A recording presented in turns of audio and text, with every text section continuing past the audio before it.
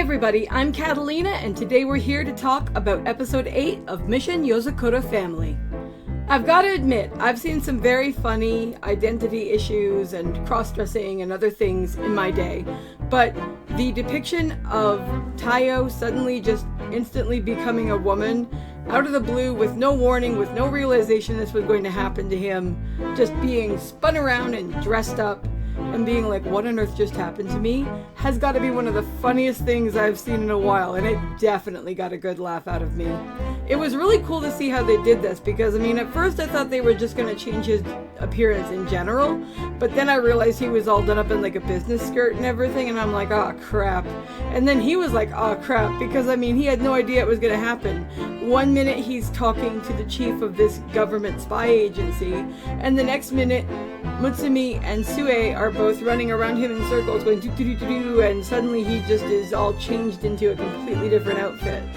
It was really cool to see him go undercover though, and it was really interesting to see how he handled that situation, and I think overall he did a pretty good job, because the bad guys didn't actually figure out who he was right away. It actually took them some time, which was clever. I also think that it added a great touch of comedy. This is the kind of situation where the overall tension was high, but the way that they carried out the mission and the way that they highlighted most of what was going on was really funny.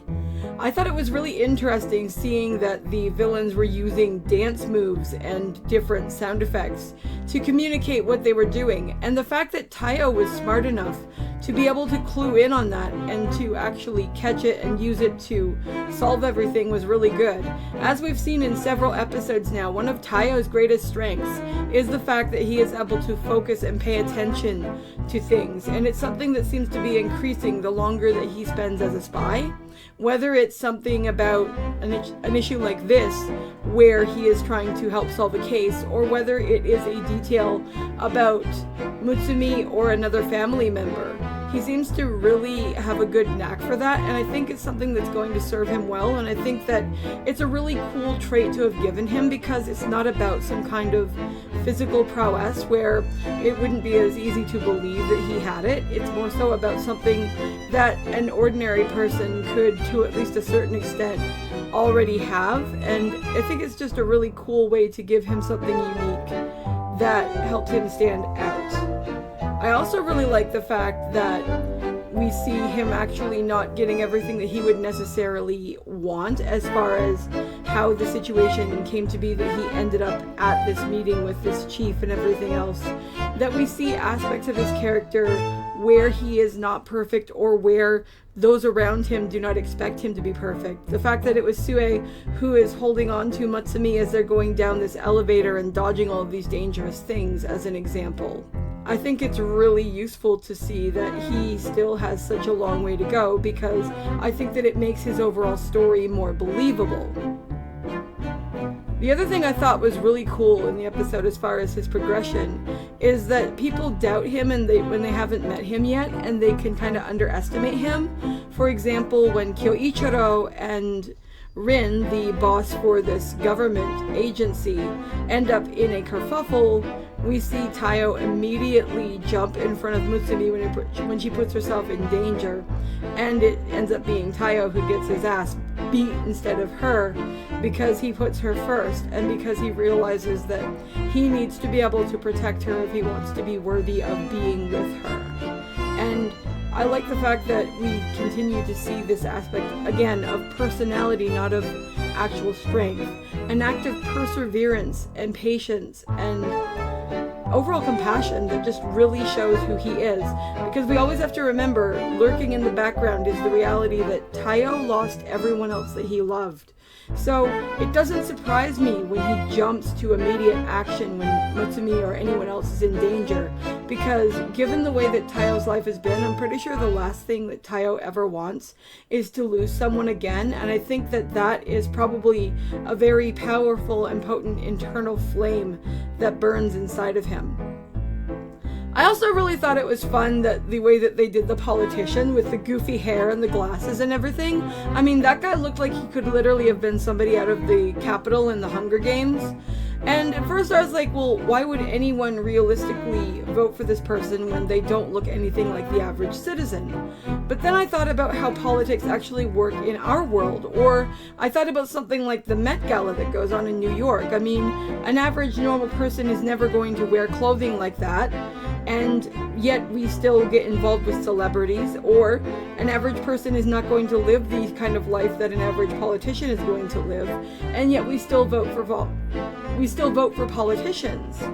Furthermore, when we see the highlighting of elites in our society, we see that when politicians don't act normal, don't act in the way that is expected of a politician, when they do things that would be more accepted by common people, they get mocked. Two examples of this, whether you love or hate Donald Trump, are the reality that he got mocked for eating steak with ketchup, and the fact that he got mocked when he offered McDonald's to a sports team that got taken to the White House. He probably felt in the second case that he was offering people something that they found normal, and also we know that he eats that kind of stuff. And in the first case, that just appears to be how he ended up growing up eating steak, which is apparently a way that a lot of people eat steak if they're eating like lower cuts of meat and stuff, so who knows? But my point there is that I wasn't really convinced that people would vote for this guy in some weird like it looked like a half-assed gorilla suit to me or something. It was strange, and he had the goofy hair and the weird glasses and everything. It was like, how is anyone voting for this guy? But then we see behind the scenes that while he is setting things up to make himself seem approachable to the people in his actions, that those actions are fake.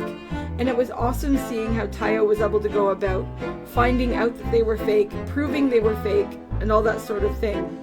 But of course, the cherry on top of this overall cake is the reality that as Taiyo is taking this guy away and he's going to get persecuted or whatever, and it's Taiyo and him alone in a vehicle, he actually drops some dirt that definitely is going to be interesting going forward about Taiyo's parents and his brother and everything else.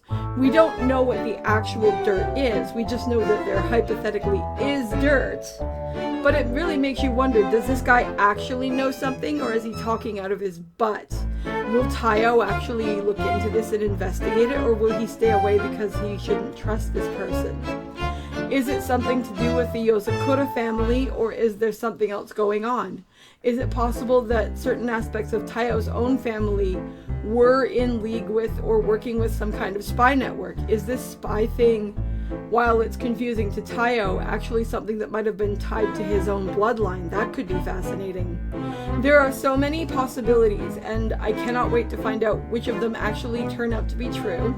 But this episode was super funny, and I really enjoyed it, especially seeing Taiyo deal with the fact that the head of this government agency and Kyoichiro both seem to have the same kryptonite when it comes to Matsumi, and he had to protect her from their obsession with her.